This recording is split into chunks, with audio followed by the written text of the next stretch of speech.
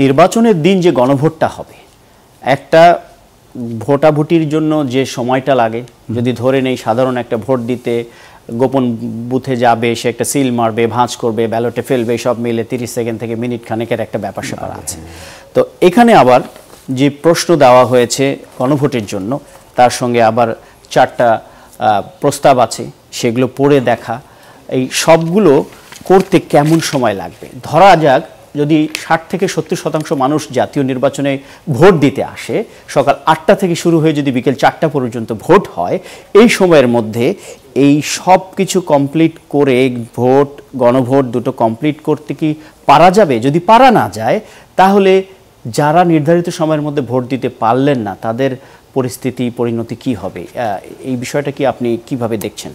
হ্যাঁ, ফার্স্ট কথা সেরকম পরিস্থিতি তৈরি হবে কিনা, আমি সাংবাদিক ভাইয়ের একটা প্রশ্নের উত্তর দিতে চাচ্ছি। উনি ব্যথিত হয়েছেন যে এখানে অর্ডিন্যান্স জারি করা হলো না কেন, সংবিধানের বাইরে যাওয়া হলো কেন। এখানে দেখবেন এই আদেশটা শুরুতে কিভাবে আদেশ জারি হলো তার বর্ণনা দিচ্ছেন। তারা বলছেন যে গণ অভ্যুত্থানের মাধ্যমে প্রকাশিত জনগণের সার্বভৌম ক্ষমতা অভিপ্রায়ের ভিত্তিতে এই আদেশ জারি করা হলো সরকারের পরামর্শে রাষ্ট্রপতি কর্তৃক। এটি তার ভ্যালিডিটি। এখান থেকে যদি কেউ সরতে চায়, গণ অভ্যুত্থানের স্পিরিট থেকে যদি কেউ সরতে চায় সংবিধানের কথা বলে, that will be blunder, that will be real inconsideration. তাহলে কোনো কিছু মেলাতে পারবে না। এখনকার সরকারের ফাংশন, ঐকমত্য কমিশন, সংস্কার, বিচার, everything will be under question. This is the only solution, constitutional solution. পৃথিবীর যে সমস্ত জায়গায় গণ অভ্যুত্থান হয়েছে, গণ অভ্যুত্থানের পরে যে সমস্ত পদক্ষেপ নেওয়া হয়েছে, all জায়গায় reference point was the constituent power of the people. This is the constituent power of the people for the first time recognized in our jurisdiction after the গণ অভ্যুত্থান। এটাই সিস্টেম। কনস্টিটিউশনাল জুরিসপ্রুডেন্স সম্পর্কে ধারণা থাকলে যারা পড়েন, যারা পড়ান, যারা এর সঙ্গে যুক্ত আছেন, এটাই একমাত্র মেকানিজম। এখন কনস্টিটিউশন সংশোধনের চেষ্টা করা হচ্ছে, অর্ডিন্যান্স দিয়ে করা হবে। How, where? এখনকার যে সিস্টেমটা আমরা ফলো করছি, এটা within the constitution? How? 106? No. এই বিতর্ক এনাফ হয়েছে।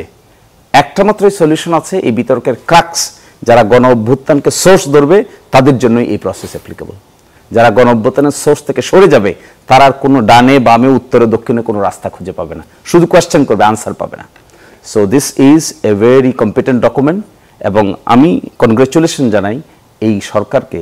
তারা যে গণ অভ্যুত্থানের স্পিরিটটাকে আদেশের মধ্যে এইভাবে ধারণ করেছেন, এটা তারা একটা অত্যন্ত সাহসের কাজ করেছেন, ক্রিয়েটিভ এবং ইনোভেটিভ কাজ করেছেন।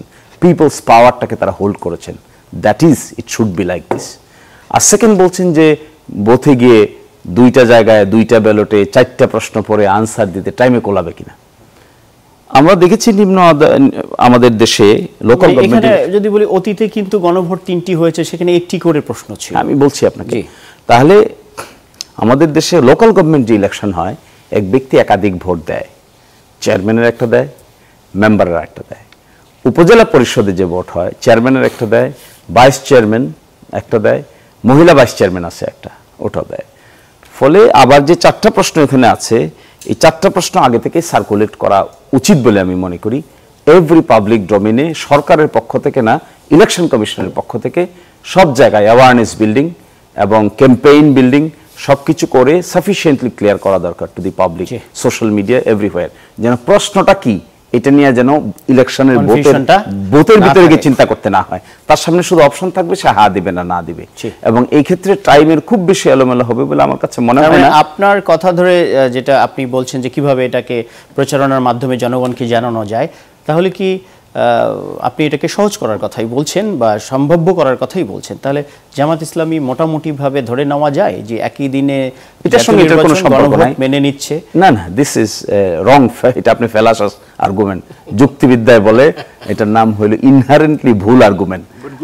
আমি এটার বলছি, আমি এটার বলছি, ইট ডাজন্ট মিন যে আই এম সাপোর্টিং একসাথে হইতে হবে, বাট আমি বলছি বাংলাদেশি ইনস্ট্যান্সেস আছে। শাহজালাল, আপনার কাছে আনসারটা শুনেন না, আদারওয়াইজ কোশ্চেনটা আনরিজলভ থেকে যাবে। প্লিজ। কোশ্চেনটা হলো, আমরা যে আলাদা বলি করার জন্য, আমরা আলাদা বলছি এই জন্য, জিয়াউর রহমান সাহেবের সরকার একবার করেছিলেন এরকম, কমন সেট জয়া রহমান কর্তৃক গৃহীত সকল নীতি পদ্ধতির সাথে আপনি একমত কিনা? তখন তো এই প্রশ্ন আসে নাই যে প্রতিটার জন্য হা না দিতে হবে। কতগুলো নীতি পদ্ধতি ছিল তখন। এরশাদ সাহেব সিমিলার একটা করেছিলেন, বেগম জিয়া 1991 একটা করেছিলেন, প্রেসিডেন্সিয়াল ফর্ম থেকে পার্লামেন্টের ফর্মে আসার জন্য। গণভোট এরকম সেটিং সিস্টেমই হয়, তার্কিতে হয়েছে এরকম সেটিং সিস্টেমে। 58টা ইস্যু হানাদের নির্বাচিত হয়েছিল। সুতরাং এই আর্গুমেন্ট যারা করছেন, this is also a wrong argument.